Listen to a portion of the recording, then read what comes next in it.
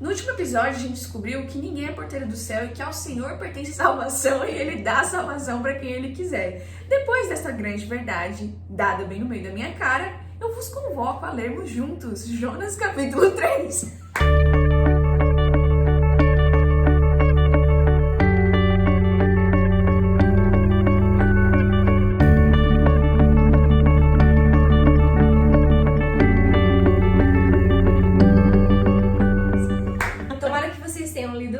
Porque vocês vão perceber que quando vocês leem um capítulo antes, vocês entram na história com a gente, vocês já estão mais alerta para as coisas que a gente vai falar, vai fazer referência às vezes meio rápida, né? Então pausa o vídeo e lê. Vai ler!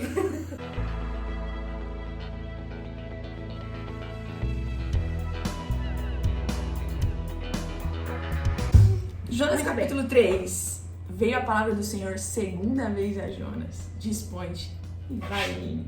A gente já ouviu isso antes, né? Sim, mas Christian, eu queria que você explicasse um negócio. Aonde que esse peixe vomitou, Jonas? Sim. Convidado especial quer entrar. Vem, né? Vai deitar aí. Gente, nossa cachorra. Sleep. Vai, Naná. Vamos, tá rolando. Tá rolando, eu nem sabia, vambora. Bom, dispõe-te, vai à grande cidade de Nínive. Dá oi pro pessoal. Senta aí, comentarista. Vem nos ajudar. Aonde Jonas foi vomitado? Ótima pergunta. E pra responder essa pergunta, eu vou te fazer outra pergunta. Aonde a gente ouviu anteriormente essa frase, levanta, dispõe-te, vai à grande cidade de Nínive e clama contra ela? No começo do capítulo 1, quando ele desce pra Jope. Então, ele tá na terra de Israel. Certo. Entendeu? Okay. E a gente ouve essa frase repetida. Se a gente presta atenção, os primeiros 3 versos do capítulo 3 de Jonas são praticamente idênticos aos primeiros 3 versos do capítulo 1. E a gente tá vendo que a história é muito planejada, o escrito é muito planejado, tá tudo sendo feito de uma maneira muito especial. O que a gente tá aprendendo? O que a gente tá vendo? Por quê? Pra que repetir tudo? Qual é a sensação que dá? Recomeço. A gente voltou pro começo da história. Se a gente voltou pro começo da história, a ideia de que Jonas teria sido cuspido perto de Nínive fica assim sem sentido, fica desnecessária. Perde o poder porque Deus tá chegando pra ele de novo e falando assim: levanta e vai pra Nínive. Então ele não tá em Nínive. E Deus tá dizendo pra ele assim: você achou que podia fugir da minha presença? Eu não deixei.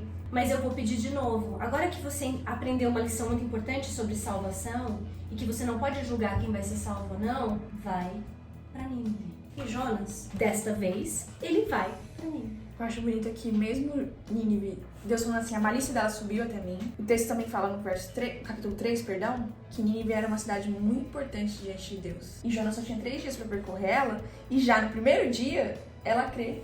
Exatamente. Jesus usa esse exemplo lá no Novo Testamento para demonstrar que mesmo uma cidade pagã, quando recebe uma mensagem de Deus, sabia internalizar, receber, acreditar, enquanto que o próprio Israel está recebendo o Filho de Deus e não estão reconhecendo, não estão admitindo. A gente percebe, do mesmo jeito que os marinheiros se converteram rapidamente ao ver o poder de Deus, e era assim, o tamanho da tempestade e o milagre quando a tempestade acabou, os ninevitas vão receber essa mensagem com a mesma fé, o mesmo alerta, a mesma crença. A mesma abertura. E assim, que nem você falou, ele começa a pregar e as pessoas imediatamente começam a se converter. E aí as notícias chegam ao rei e o rei vai falar assim, realmente. E ele vai fazer uma ação que representa, e o rei tinha muito essa função, de representar todo o seu povo. E ele vai representar o seu povo da seguinte maneira. Tira as vestes reais. Ele está sentado num trono, ele levanta do trono, ele tira as vestes reais. Ele veste saco e ele senta no chão e ele decide fazer um jejum. E ele convoca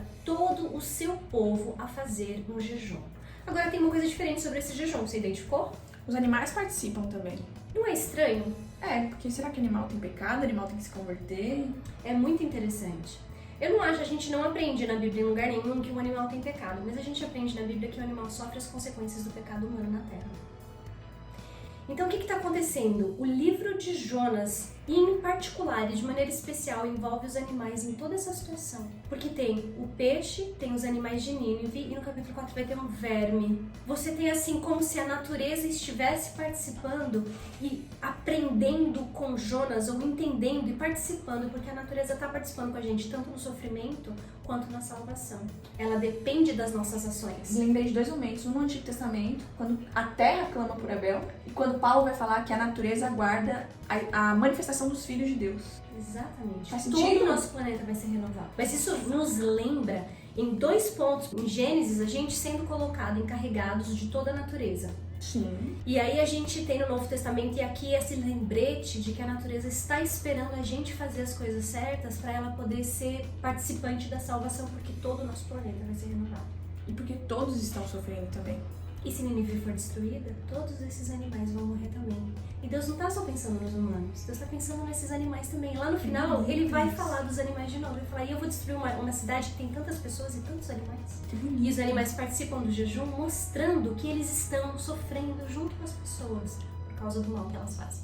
E depois do jejum, eles clamam a Deus, se convertem do seu mau caminho. Cara, aí tem uma coisa muito importante, porque a gente vê, tem uma palavra aqui no meio que é se arrepender.